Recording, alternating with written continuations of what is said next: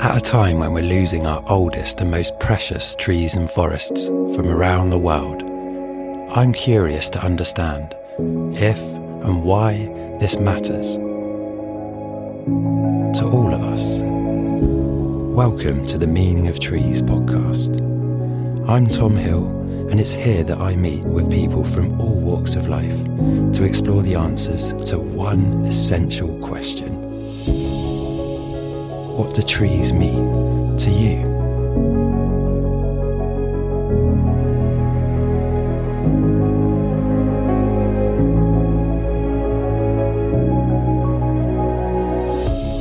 Reg Harris is Director of Urban Forestry Limited, and he's an arborist living in North Norfolk. He's also a long-term disciple of Ted Green and an all-round lovely bloke that I have a lot of time for. He's been working alongside the Arb Association and Ancient Tree Forum for ages, and he is one of a small handful of mentors that I was really lucky to spend time with when learning in my early inroads with veteran tree management, and he's relentless in pushing the boundaries around best practice. Reg is a consultant, but also someone that's spent decades climbing and observing older trees, a rare combination. Here's a bit more about his story. Reg, it's always a pleasure to hang out with you. How are you doing? I'm good. Thanks for having me, Tom. And thanks for making me a part of this. I'm excited to do it. Yeah, I really want to get inside your head, actually, to understand what it is about trees that really gets you. And the first question I'm going to fire at you is, Reg, what do trees mean to you? Well, they mean everything to me. Absolutely everything. Without sounding weird, they are my life. They are absolutely my life. And it's the way I earn my living. It's the way I've supported my family, helped get my kids through uni, all those sort of things. So on that basic level, they are kind of lifeblood to me. But then they're much, much more on a aesthetic level and spiritual level as well. Yeah, I'd say that's what they are for starters. And have you got any idea where that all started for you personally? Yeah, I as a kid, my dad was in the forces, and we moved to Canada when I was tiny. About two and a half. And my very first memories are of living in Canada. And I absolutely love pines and conifers and all things. And I think my first love of trees came from being in that sort of environment in Ottawa in Ontario in Canada as a little kid. And I can remember my parents taking me to Algonquin Park. And Algonquin Park sounds like your local park, but it's not. It's like something like 3,000 square miles. So it's absolutely vast. And it's a part of Canada where coniferous changed to deciduous. So it's like this sort of crossover. So it's all things, and it's incredibly beautiful. I've not been back there, so I'm 56. So, over 50 years it's been since I've been there. But yeah, I can remember walking along a trail, and it's rocks, it's coniferous trees, the bits that I remember of it, and lakes, and meeting a Native American. It's getting a bit emotional. Yeah, meet this a Native American guy. And yeah, that's where it started. I don't know why I'm feeling emotional. No worries. Yeah. Do you mind talking a bit more about that? So who was that guy? What did he? I don't know who it was. Just this a Native American guy. But he kind of like jokingly said that he remembers the first white people coming to that area, and that they were buried under this big rock, which is kind of obviously a jokey sort of thing. But I just remember being completely bowled over by him and the environment, the smell, the coniferous trees. And later in life, I ended up living near Thetford Forest, and I used to run in Thetford Forest a lot on the sandy trails. And it used to take me back to Canada. But just the smell predominantly, that sort of turpentine and pine needles, and just used to just take me straight back to there. But as a kid, I was really, really affected by Native American culture. I really love all that, predominantly that sort of don't take too much. Don't be greedy in the way that you tree Mother Earth. And I think that stuck with me for life. Even to the point when I was kind of 17, I bought a teepee and embarrassingly used to sleep in it at the back of my parents' little woodland at the back of their garden, and I've still got a teepee now. So it had a massive impact on me. Yeah. Obviously, I wouldn't have got emotional. Yeah. I love that, Reg. Yeah. I didn't know that about you. And there's that sort of old North American indigenous kind of saying about when all the rivers are dry, when all the trees are gone, only then will we realize that we can't eat money. Yeah. And I don't know about you, but when you met that guy, and I've met very few indigenous people, and I have to be careful not to romanticize about them, but they seem to carry a real gravitas and something almost otherworldly, but at the same time, perhaps more fundamental. It may seem alien to us, right? I think they're connected better.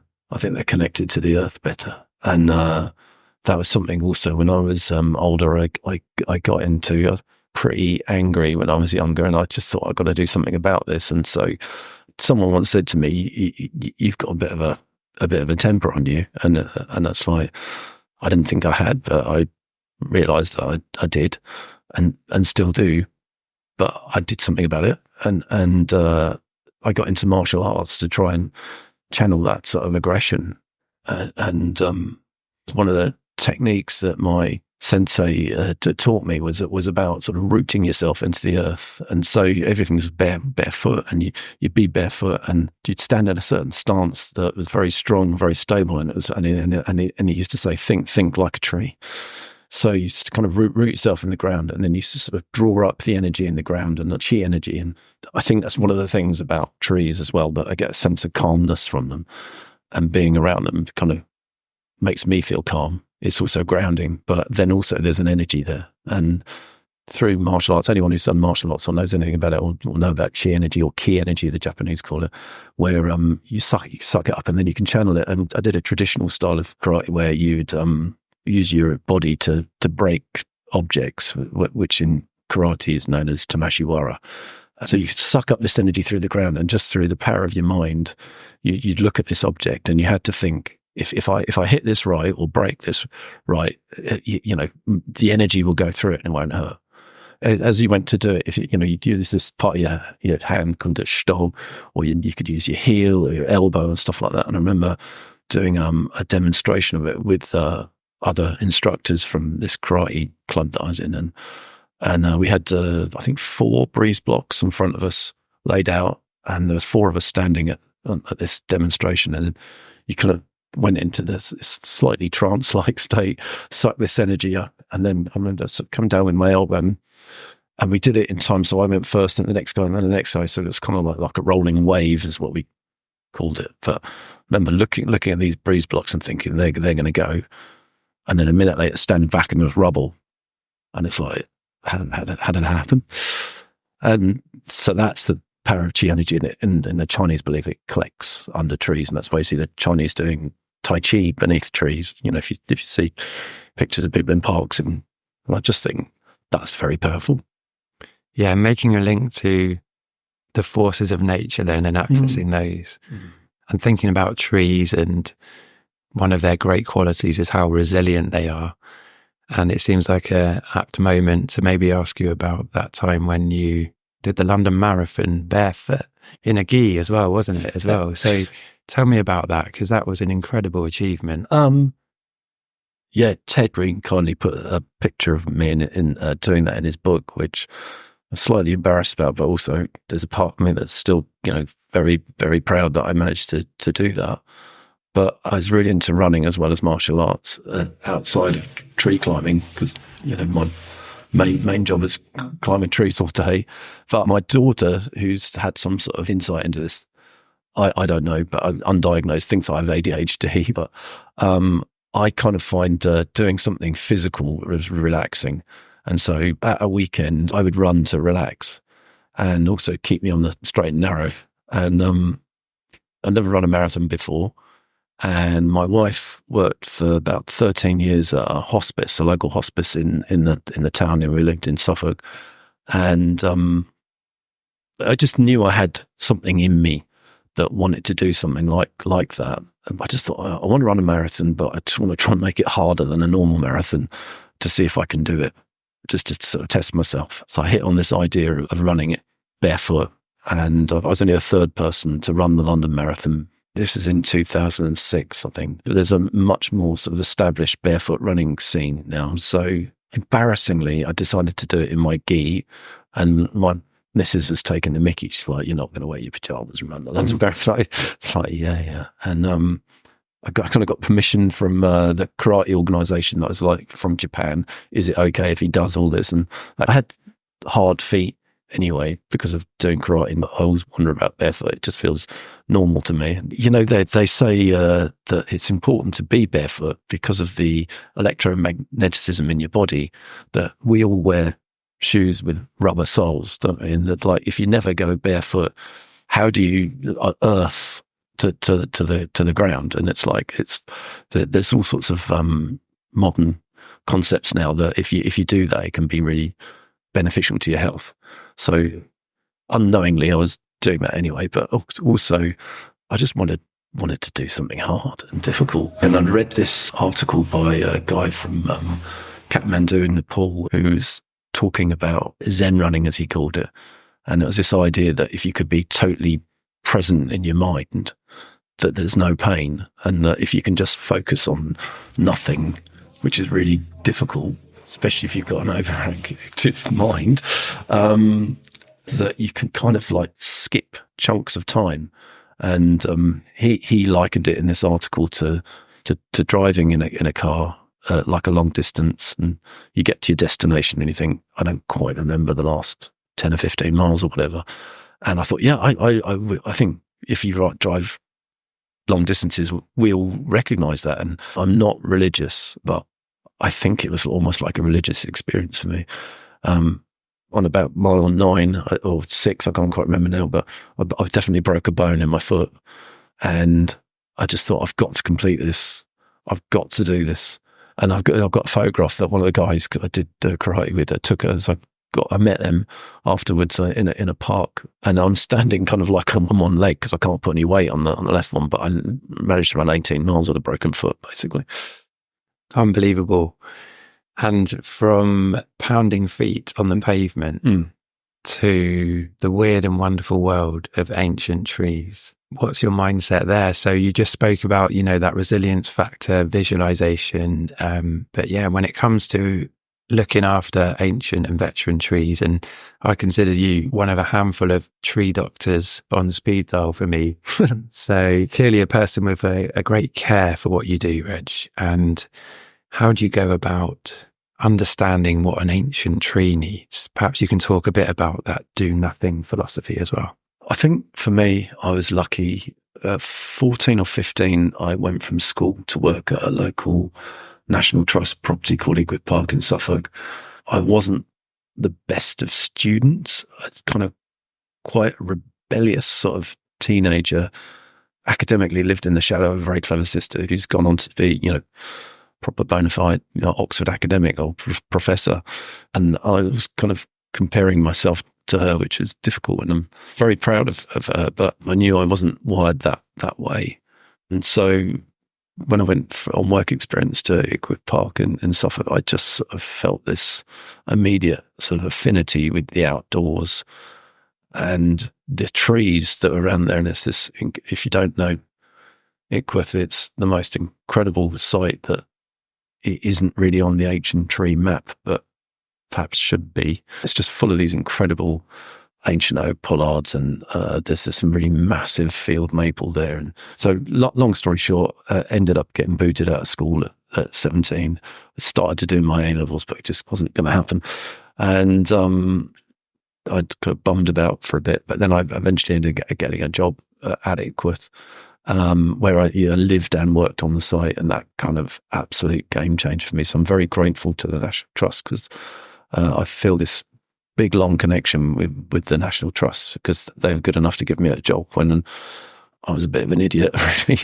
But it was those trees at Ickworth. There's one in particular called the Tea Party Oak, which is thought to be about 700 years old. And it's just breathtaking.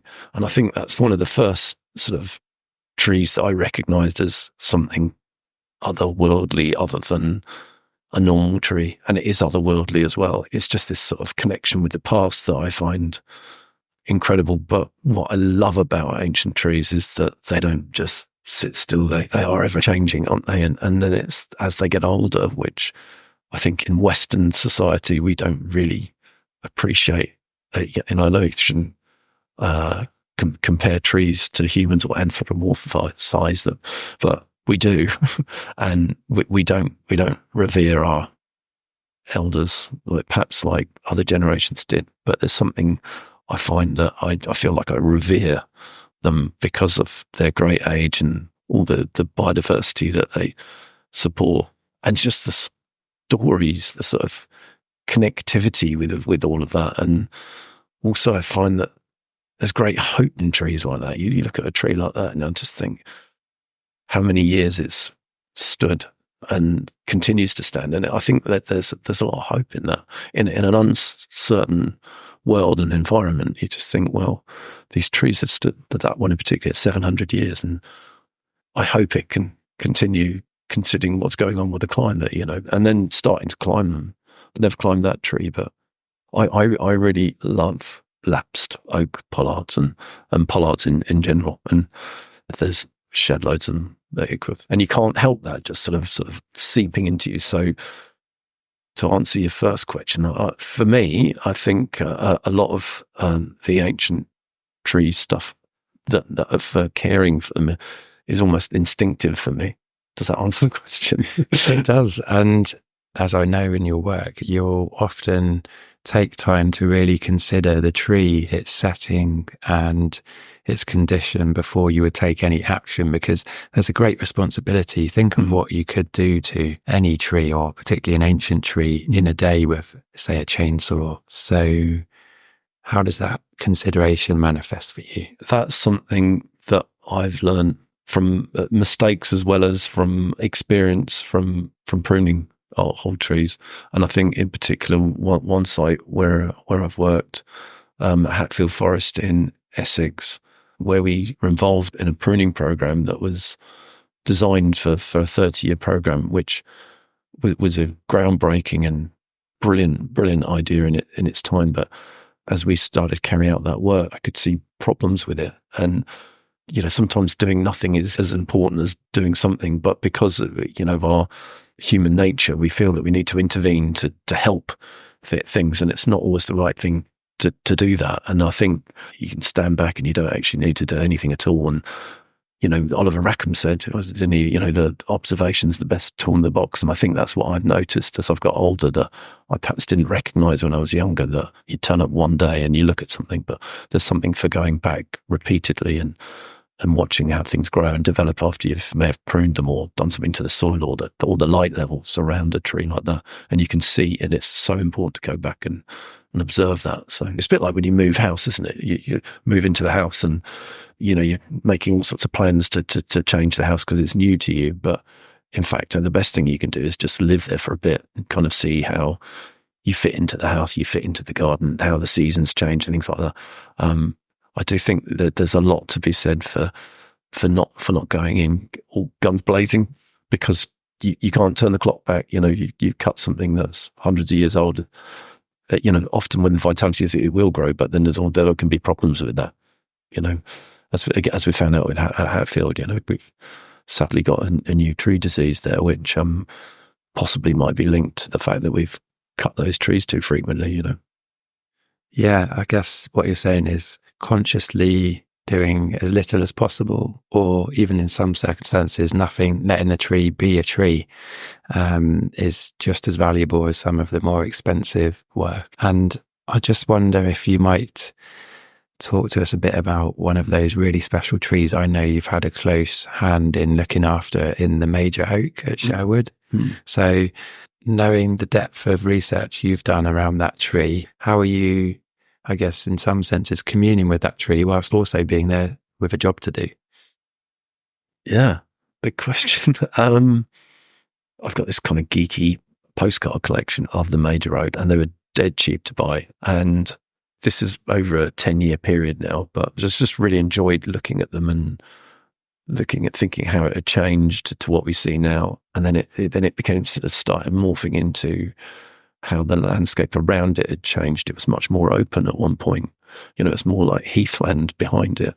And so that was kind of exciting to be able to sort of wind the clock back and look at those images, because it's an open grown tree, and lots of the oaks in Sherwood Forest, the other ancient oaks, don't appear to have been open grown. When you come across the major oak, it's got these big, wide spreading branches, which most of the other trees in Sherwood Forest don't have. So it's unusual, but that immediately tells you that it grew in light. So it had space and light. So I started then trying to piece these postcards together, chronologically, and it became like this sort of fun, drunken detective work that my wife always I go to bed early now, but she always, like, I don't know, I still get that Friday feeling, Friday night, don't really want to go to bed. She's gone to bed at 9 o'clock, 1 o'clock in the morning, I'm still up watching music, TV or whatever, and fiddling about trying to find these images, and then piecing them all together became a fun task, and then trying to work out what age the tree was. And then I suddenly started to realize that the crown had changed quite considerably over like about 125 years. It's from a full dark green, verdant, glossy leaved tree to sort of during the 50s and 60s, it had died back due to heavy footfall of people and vehicles and more people. For it's been a tourist destination for at least 200 years, and it's got associations with Robin Hood, I think, that tree, doesn't it? Of course, yeah. Sorry I didn't mention that. Yeah, of course. Robin Hood, they think, jokingly lived for about 300 years. If you look at records for Robin Hood, he lived for 300 years. And so there's a cavity in the trunk that you used to be able to go into. And they said that Robin Hood hidden that to escape evasion. Well, there couldn't have been a cavity the length of time that Robin Hood lived in that tree that's big enough to get into. So I think the more plausible argument is that it was a meeting place for the outlaws and Robin Hood, which I absolutely love. And I'm a big fan of that sort of concept that he had of stealing from the rich to feed the poor. Am I right in thinking that in some of the postcards, you actually see a guy there that's kind of charging people to come and have a look at the tree? Yeah. So he's known as the guardian of the tree. And there's been several that you can see in this postcard journey. And he's recognizable because he wears an eye patch and he has this white beard. And then you see that through the postcards, you see him becoming older and older, and then walking with a stick. And then he gradually disappears. And then another one appears, and he was still in place in the 1960s. He was known as Old Tom, but as a guardian of the tree, I think it was a voluntary role that they earned a little bit of money from selling postcards of the tree.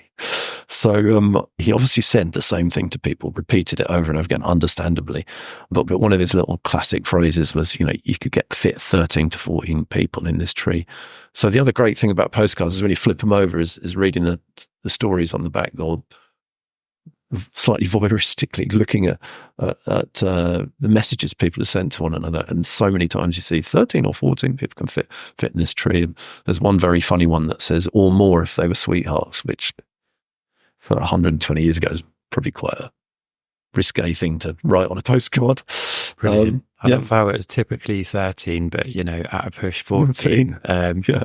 I can't imagine what it would be like inside that tree with so many people. But it's also good for me to know that there might be a role in retirement as old Tom somewhere by an old tree.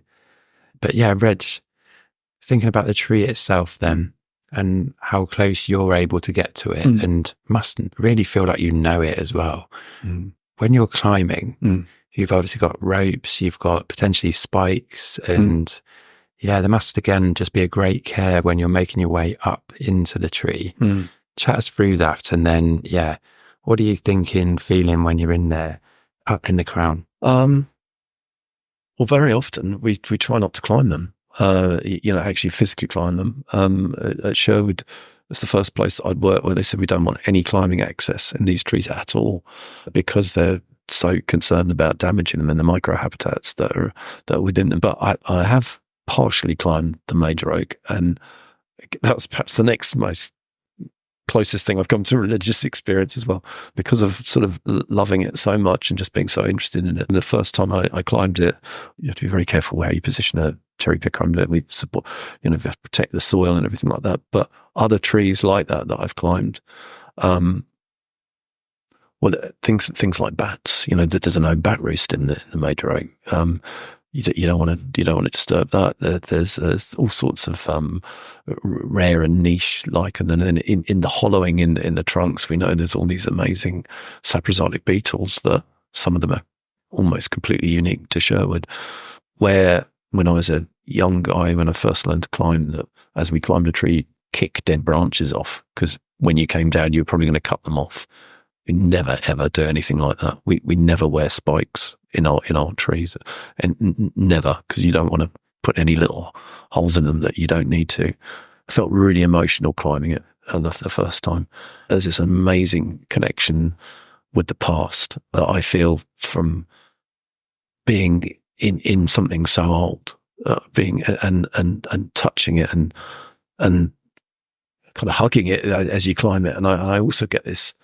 I've often said this to other people, but I do get a real sense of other people who may have been up that tree. And I know of only one other person.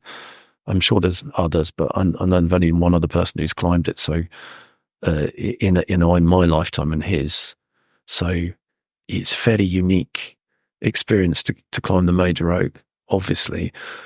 But I get that same sense of uniqueness climbing. When I work at Hatfield Forest, I get in the ancient hornbeam pollards. I just think, who else has been in this tree? What was their life like? What were they feeling and thinking? And, that they were working trees.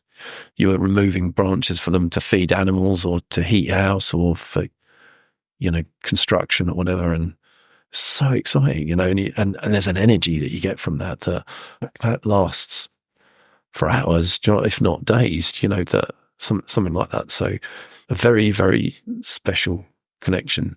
This question might sound a bit left field, but it comes from a discussion we've had before about feeling welcome in a tree, and how might that compare between different trees, Reg? I definitely get a sense of that. Climb some trees, you feel like they're happy for you to be in them, and it sounds a bit weird, but some trees are welcoming, and they almost sort of give you a leg up them, and they're easy to climb. Not just practically easy, but somehow easy to find routes through them, easy to get to. You get in them, you feel secure, and even when the wind blows, it feels kind of like being on a boat, that you kind of go with it, and it's just a great feeling. But then there are other trees that seem to, when you climb them, that you come down bruised or scratched, and like your forearms and your legs are protected by the sort of trousers that you wear, or you get cut, or you get flicked in the eye, and things like that. And it's almost like, you're not welcome up here. It's not something you normally tell everyone. So I definitely feel that, and I don't know if all tree climbers feel the same, but I do know a few people I talk to are the same. They get that.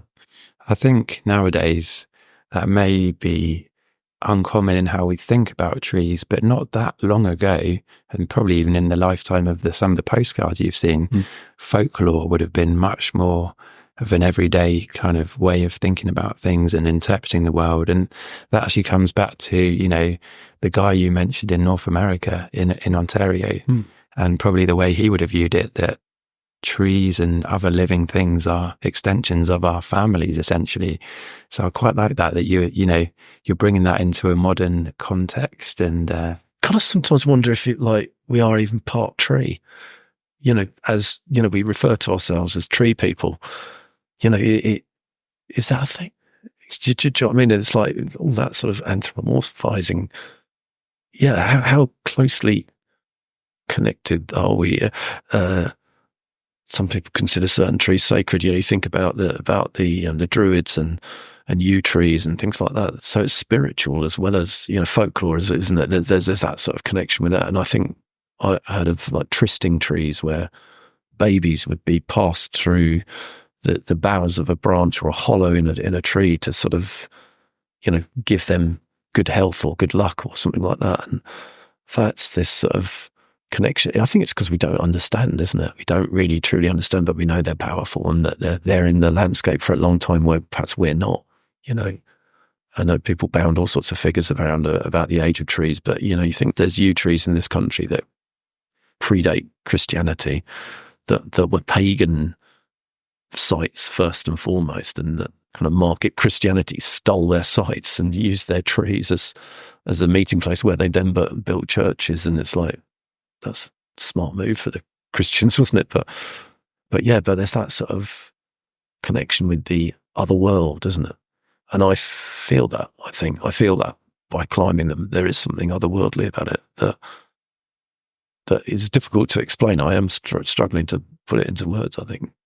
Talking of otherworldly then, a big part of ancient tree management, conservation, is about thinking about fungi and their relationship with trees, and where does that begin and end. The kingdom of fungus is very little understood, really, isn't it? But what's your relationship with fungi? Very much affected by it on all sorts of levels.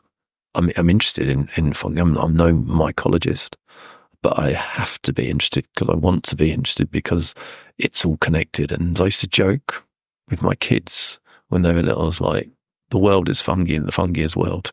And they used to think I was bizarre. And then I remember as they got older and started getting sort of connected through the internet, and then like, do you remember when you used to say those stupid things about fungi? And it's like, I see what you mean now. Do you know what I mean? It's a more mainstream concept.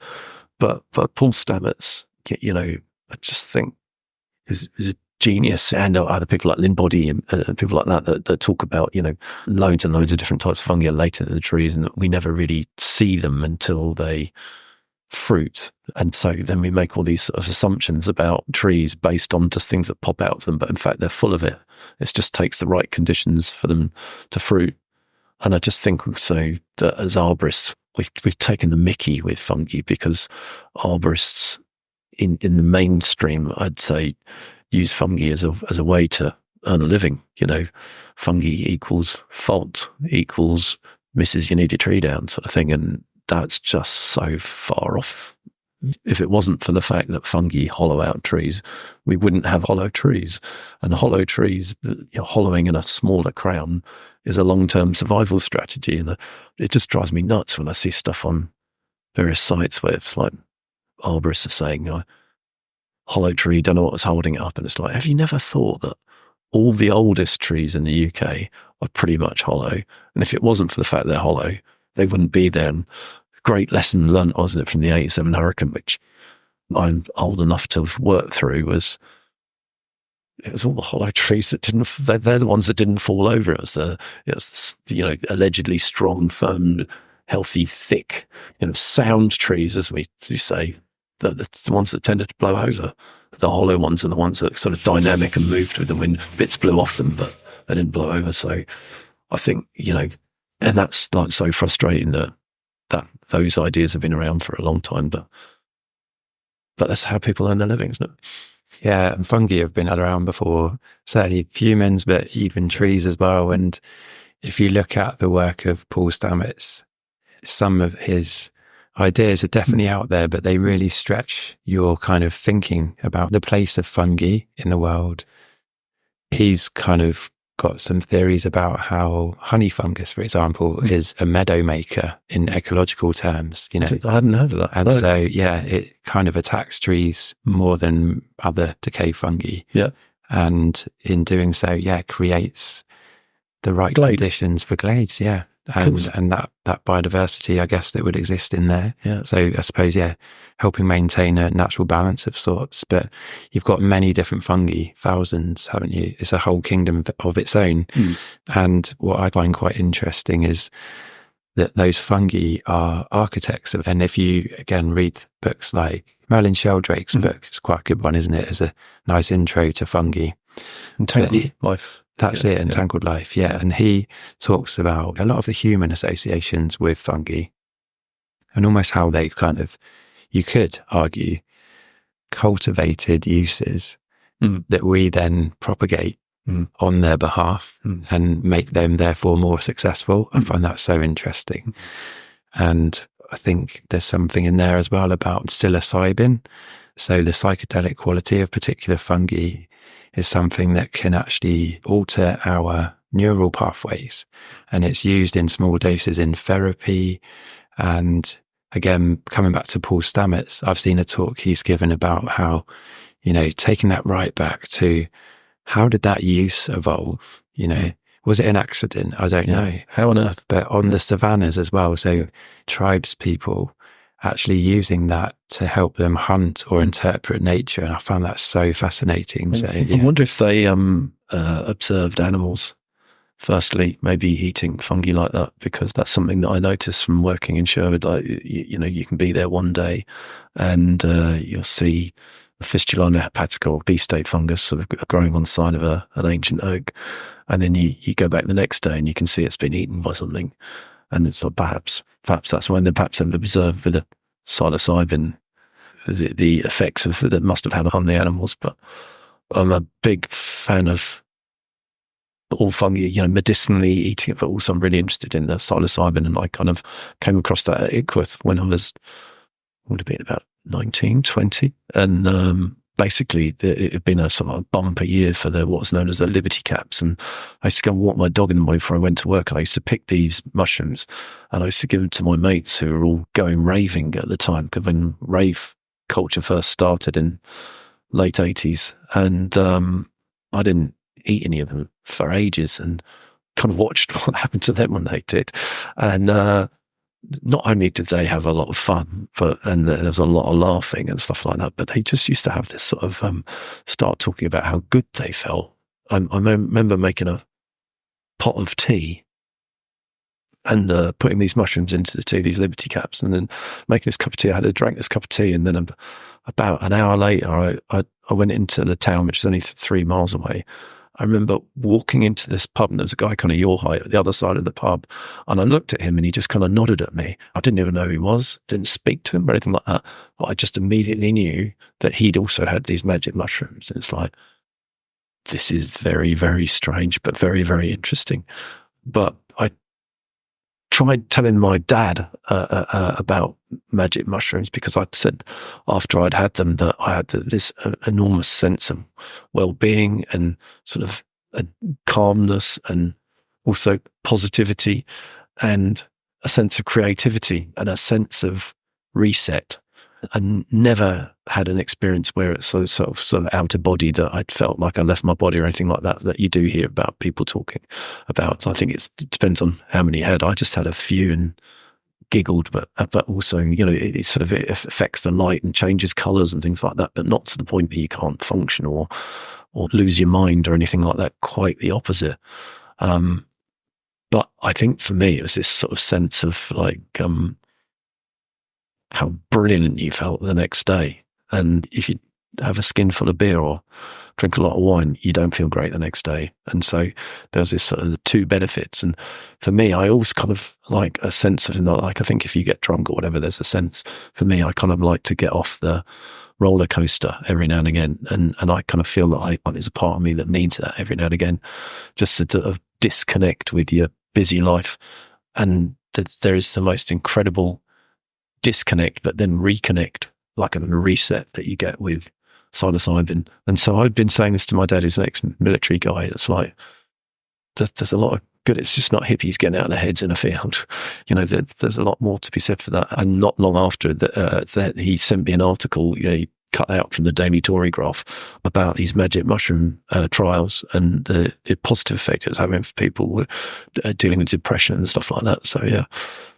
What's not to like? And it's free and it's natural, but it's also illegal. So that's the only downside.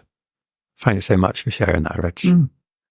Thinking about your own journey as an arborist, and if you were to go back to a younger Reg and knowing what you've learned and how you've evolved your practice, what would be your tips for others starting off on that journey? I wish I'd just trusted my own instincts more. And I think that was kind of where I kind of hung up on not feeling as academically gifted as perhaps people in roles of authority. I think, like I was saying to you earlier about having this sort of instinctive feeling that you get from working with trees, I think I kind of had this sort of instinctive feeling about knowing what was right or wrong, but I didn't trust it when I was younger. And I think a bit too reverential to the powers that be, perhaps. And, I regret that when I was younger that I didn't have the confidence perhaps to speak out about ideas that I was having at the time about things. But I think that's also really common with arborists because a lot of us weren't great at school. And I think standing in groups where there's a lot of people who you perceive to be perhaps cleverer than you or whatever, that we all kind of struggle with that a bit. And so I think having that sense of what you know from observation is important. But I think a lot of arborists get out of arboriculture, in their late 30s, early 40s. We're told at the beginning, this is a young person's game and that, you won't be doing this when you're older, probably. But I don't think that's the case now. I think that's changed. And I think we suffer from that because a lot of people do get out of it. And so then the younger people, when they get into, don't have those mentors, that older guy or girl. And then those young people then end up reinventing the wheel. And anyone can pick up and learn to use a chainsaw, but so much of what you do and influencing high standards for the care of old trees comes down to people management and influencing whether it's landowners or others associated with managing trees. Can you talk a little bit about that? Because again, thinking about someone's early journey, they might not really know what that is about or why it might be important. So I guess like sort of communicating is a really big part of the job, depending on where you want to go with it. But I mean, I can remember I've worked for the Forestry Commission a lot as a contractor, as an ARB contractor. I remember meeting foresters who said they got into being foresters because you could be out in the woods and you didn't have to talk to anyone because they were solitary sort of people that didn't really want to communicate. And I remember thinking that's such a weird thing to say because I love people. I love trees. I love people. And it's like both need each other and it's kind of boring without people. If you know what I mean? I think it's like some of the most sort of inspiring sort of conversations you can have. You can have conversations with trees, but they've been able to communicate your ideas and your thoughts and, is super important. And then you can also kind of fire people up as well. One of the options that you can offer to your clients in the tree world is something called veteranization. And many of our listeners will have no idea what that is. I wonder, Reg, if I say to you, could you explain that concept in 30 seconds? Ooh, that's strong. To the layman? Yeah. What would it be? So very quickly, I don't like the name veteranization. I started to use the term habitat pruning instead of veteranization because I believe that arborists get the term veteranization and veteran tree muddled up. And so veteranization is something you would never do to a veteran tree. And the concept is to create habitat in younger trees that don't have habitat features like you see in older trees. It's just trying to mimic the habitat that we see in older trees in younger trees. And the reason we do that is as gradually as all the older trees die out, they support all sorts of niche microhabitats that potentially die out with those trees as they die out. And a good example is we lost 7 trees in Sherwood in the drought and extreme heat here. And initially there was a population in Sherwood of 55,000 ancient oaks. There's now less than 1,000. And so with the climate emergency, trying to find ways to mimic habitat in younger trees that we see in older trees has become increasingly important. And we've just had a lot of success recently at Sherwood with doing that, where kind of invented just through trial and error, a way of carving cavities into trees that look like hollowing. And in the base of these hollows, I've found that after 2 years, what we call tree soil has formed. It wasn't intentional. It was desirable, but it kind of happened on its own accord within 2 years. And then recently entomologists have been and had a look at the work we've been doing there. And they found a beetle that ordinarily only lives in trees that are hundreds of years old, sometimes 500 to 700 years old. They found this super rare darkling beetle in the first cavity I carved like that, and it's like, so in my eyes, it definitely works, and that's really, really exciting. There's real hope in that, I think. Yeah, it's helping to bridge the gap there of what we're losing. And our listeners might not know, but in the UK, we're losing around 1% of our ancient veteran trees every year. And taking those proactive steps to create that habitat that I think supports something like the rarest 7% of all animals in Europe is really important. Well, it's particularly those saproxylic species, species that live in dead or dying wood, and they're the most threatened species in Europe. Yeah, so it's really cool to be able to give them a little helping hand. One thing I'd like to cover in our interview is a conversation we had shortly after I gave a talk, which was last year before I started this podcast, but definitely when I was starting to think about it and thinking about the meaning of trees and how a light, I feel, needs to be shone on that. That's something we perhaps overlook. We think a lot about what trees do, but I think we need to retain a sense of meaning. Now, to be able to give that talk, I had to kind of go into what trees mean to me. And without going into loads of detail, I kind of blooded this concept that I felt that for me, my dad had become a tree. And that's because when I was younger, my dad left the family unit. And I really feel that my ties to trees came out of that actually, in a lack of, guidance at that time, but that trees represented or symbolized something more permanent and more reliable. And when I shared that talk with you, Reg, it kind of struck a chord. So I wonder if you wouldn't mind just sharing a bit about why. Because I associated with it, completely associated with it. And I hadn't really considered why I kind of loved trees so much and why it became almost an obsession for me, which I feel like is a healthy obsession. But I remember watching you speak about that, and it absolutely floored me. It upset me just to think, that had happened to you, and I didn't know that about you. And I just thought it was a really brave thing to do, to speak about it, and an important thing to do, because as we all know, guys don't like talking about stuff. And I associated with it because, again, immediately I knew what you meant by it, but I'd never thought of it. I'd never thought of that.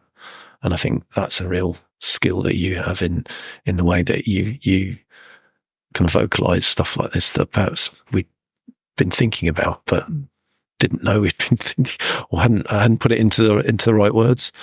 But my dad, as I said earlier, was an intelligence officer in the RAF, and I was born in 1967, so my first memories are of always being on military bases. We lived in Canada and Germany, and then back to England. But in between all that, my dad would be on exercise, or in the middle of the 1970s, he went on tour in Northern Ireland for 2 years, and we saw him 4 times in 2 years. And then when he came out of the forces, he's all over the world on kind of business.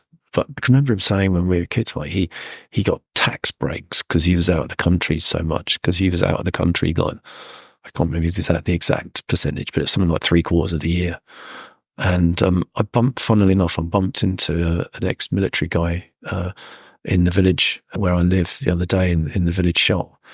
And we got talking about this, and he said that his first marriage failed, and I think he said he'd been married something like 20 years, and so for 2/3 of his relationship he was away from home.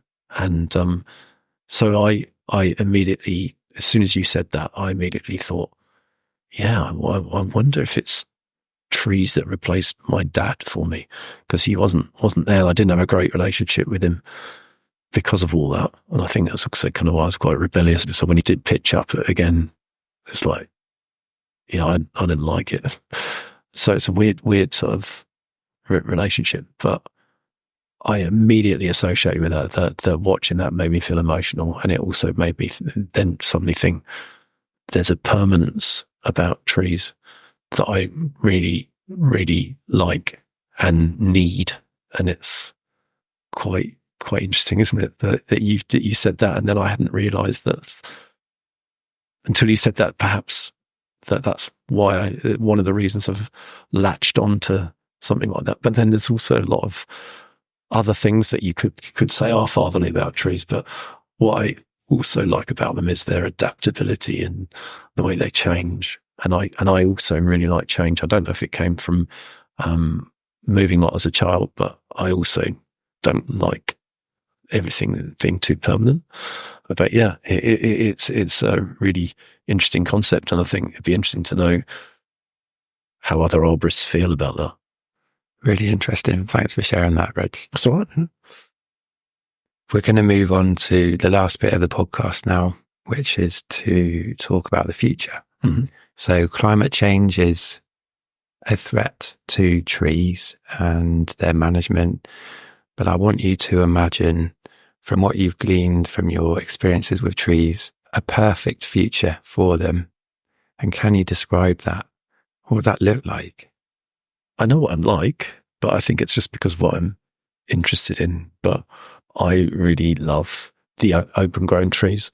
And I think I worry at the moment with the way that we are in the UK about sort of, and around the world, that there's a great importance put on tree planting, but it seems to be so much more about woodland. And we know that there's a lot of health benefits from having big open grown trees. So not just health benefits, but carbon sequestration and et cetera and et cetera. So I think for me, a perfect environment would be wood pasture, healthy meadows that aren't fertilized and things like that, and woodland, surrounding it, but big open areas with big open trees. And I'd also see a lot more trees pollarded.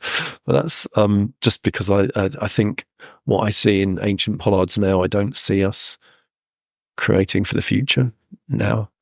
So the only place to probably see that on any sort of scale is people cutting trees under power cables that come back and regularly cut them and regularly cut them. That's the closest thing that I think we have to a pollarding cycle in the UK, by accident almost. Not like, where we go in Spain, where their pollarding has never stopped.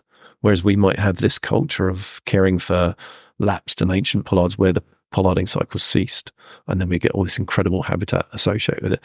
In Spain, they never stopped. So they don't have as many, but they obviously do have big mass pollards as well. But in general, everything's still in cycle there. And that's an incredible landscape to go to. So yeah, well, where you have working trees, I mean, really, really interestingly seeing Fraxinus angustifolia pollards and talking to the guys down in Spain, Juan and Manolo, with this second generation tree cutter in the grazed landscapes there with, Dehesa, which is Spanish for wood pasture, that they were cutting those, and I thought mistakenly that they cut those trees in the winter, but they don't. They cut them in the summer because they haven't got enough grazing.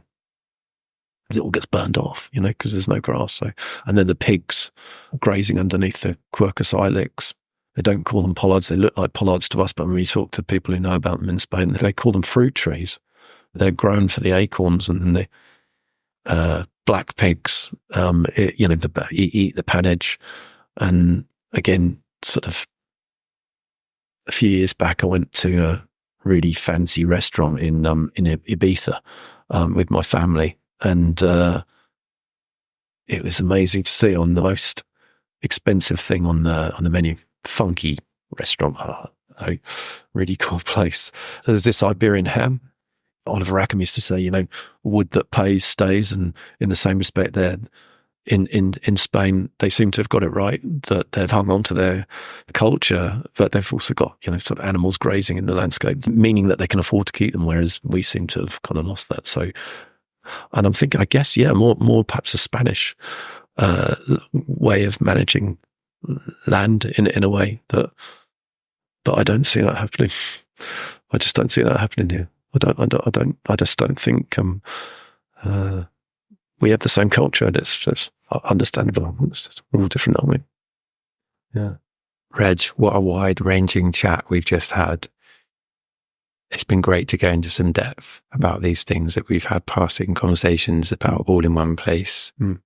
I've enjoyed it. It's been emotional, actually, properly emotional. Yeah. I was surprised about. Yeah. I look forward to the next one. And I'm going to hand to you for a final message for our listeners. Yeah, I guess for the arborists amongst you, stay safe, stay lucky, and keep rocking in the free world.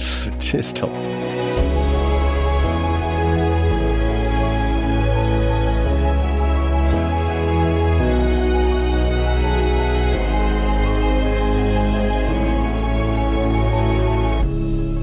You've been listening to the Meaning of Trees podcast.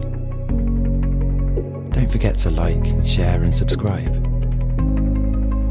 And see you next time.